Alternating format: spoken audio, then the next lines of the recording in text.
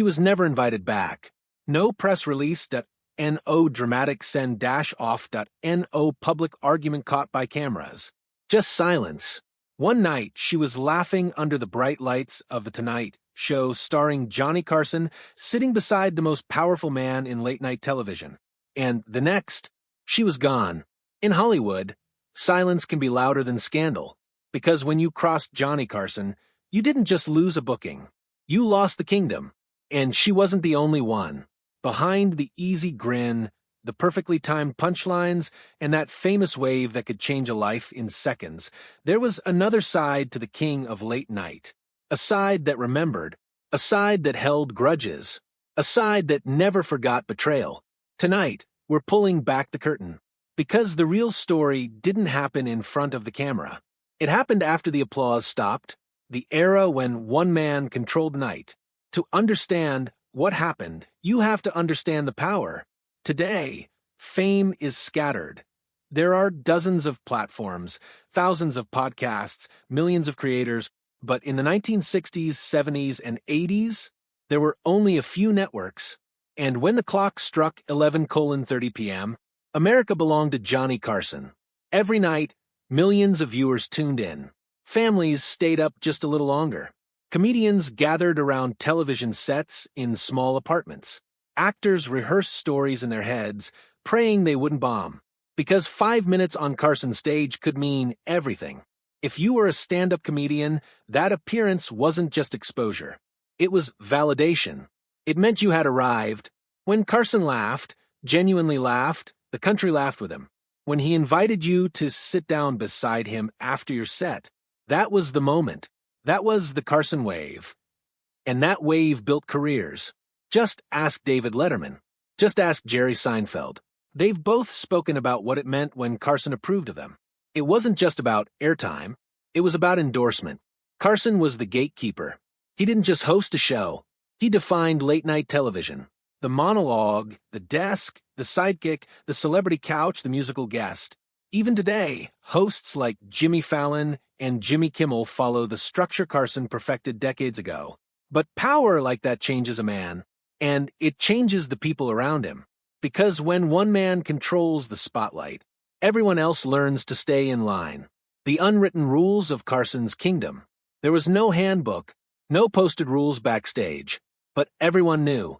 You didn't interrupt Johnny. You didn't steal the spotlight. You didn't drag a joke too long. You didn't surprise him. And above all, you didn't betray him. Because if you did, you wouldn't be publicly humiliated. You wouldn't be called out. You wouldn't be exposed. You would simply stop being invited. And in that era, that quiet removal could end a career. The scariest part? You often didn't know what you had done wrong. The shift could be subtle. A smile that didn't quite reach his eyes, a joke that landed but didn't get his laugh, a moment where you talked just a little too long. Carson hated losing control. The show had rhythm, precision, timing. It was his stage. And if you disrupted that rhythm, even unintentionally, you might never return. The woman he once called his star. There was one person who seemed immune to all of this. A woman who wasn't just a guest. She was family. Her name was Joan Rivers. When she first stepped onto Carson's stage in the 1960s, she was sharp, fearless, and unapologetically bold in an industry dominated by men. She wasn't polished. She wasn't delicate. She was electric. Carson saw it immediately. After one of her early performances, he turned to the audience and said, "You're going to be hearing a lot about this girl." And America did. He brought her back, repeatedly. He made her a regular. He elevated her from struggling club comic to national star. Eventually, he named her his permanent guest host whenever he took nights off. For a woman in comedy, at that time, it was groundbreaking. She wasn't just appearing. She was inheriting. To viewers, she looked like the natural successor. But behind the laughter, something was brewing. Because power creates ambition. And ambition can look like betrayal to the wrong person. The offer that changed everything. In the mid-1980s, a young, hungry network called Fox Broadcasting Company wanted to compete. They wanted their own late-night show. And they wanted a headline. So they made Joan Rivers an offer. Her own program. She would become the first woman to host a major network late-night talk show. It was historic.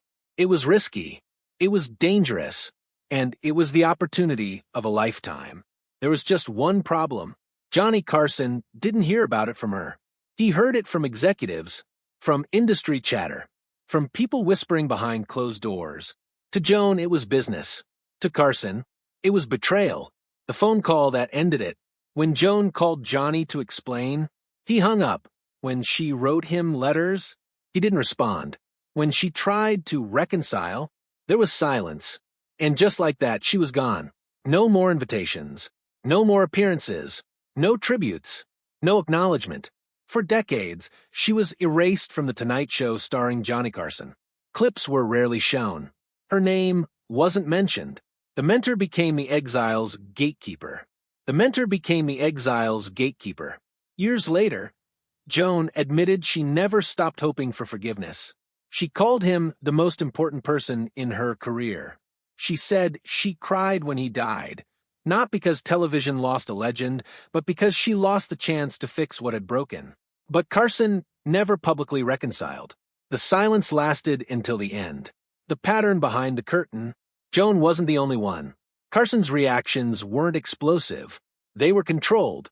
Comedian Howie Mandel once brought an unapproved prop onto the stage, a giant stuffed animal meant to be playful. It disrupted the flow.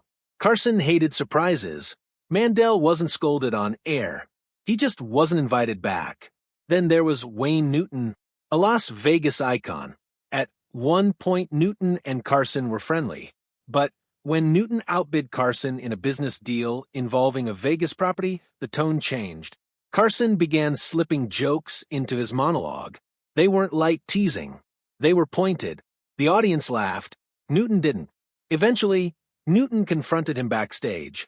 The joke stopped. The invitations did too. Because once Carson cooled on you, he stayed cold. The man behind the smile. On television, Carson looked effortless, cool, detached, unbothered. But off-camera, he was intensely private, guarded, sensitive to loyalty. He disliked confrontation. Instead of yelling, he withdrew. Instead of arguing, he erased. It was cleaner that way, more controlled. Friends described him as someone who could charm a room, but rarely let anyone close. Even his personal life reflected that distance. For marriages, public divorces, private struggles, he joked about his failed marriages on air, but behind the punchlines were real fractures. When his son Rick died in a tragic accident in 1991, viewers saw a different Johnny. Fragile, human. The man who controlled the night suddenly looked vulnerable. And maybe that vulnerability explains something, because sometimes the more control someone needs on stage, the more fragile they feel off of it. Retirement and the final curtain.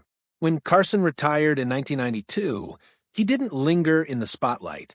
No comeback tour. No weekly interviews. No endless guest appearances. He disappeared into Malibu. It was almost poetic. The man who controlled late night for 30 years chose silence as his final act.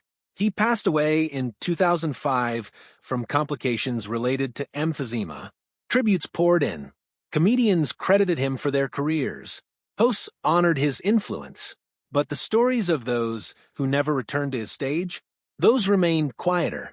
So, why was she never allowed back? The answer isn't explosive. It isn't dramatic. It isn't scandalous. It's simple. She crossed an invisible line. In Johnny Carson's world, loyalty mattered. Control mattered. Respect mattered. And when he felt one of those had been violated, the door closed. Not loudly, not publicly, but permanently. The legacy of power. Johnny Carson shaped television forever. Every late night host today works in a house he built. But his reign also reminds us of something else. Power without transparency creates fear. Fear creates silence. And silence can erase history. She wasn't banned because she failed. She wasn't banned because the audience rejected her. She was banned because she moved forward without the king's blessing. And in Carson's kingdom, that was unforgivable.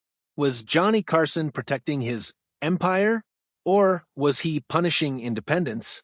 That debate continues, but one thing is certain. Behind the laughter, behind the monologues, behind the effortless charm, there was a man who ruled the night, and when he turned cold, Hollywood felt it. If you enjoyed this deep dive into late-night history and the untold stories behind the curtain, make sure to like, subscribe, and turn on notifications, because sometimes the real drama doesn't happen on stage. It happens after the applause fades.